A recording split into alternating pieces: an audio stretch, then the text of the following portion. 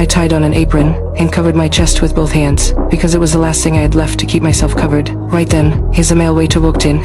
He saw how messed up I looked, and his expression started to shift. He licked his lips, then pulled out his phone and made a call. On the other end, a man claiming to be a cop. He ordered him to lift my apron and check, but the waiter had already taken a bit of pity on me. He just couldn't bring himself to do it, and he started to pry whether the cop on the phone was even real. Not long before that, a police officer had called the restaurant manager, saying there was a thief in the store, and that he had video proof to back it up.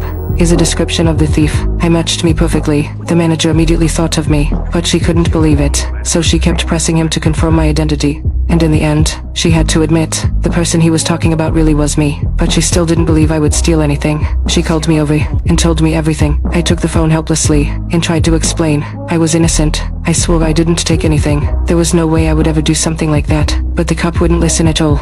He directly ordered the manager to search my pockets, and all they found was my phone. There wasn't any stolen property, but the fake cop didn't back off. He then told the manager to check my locker.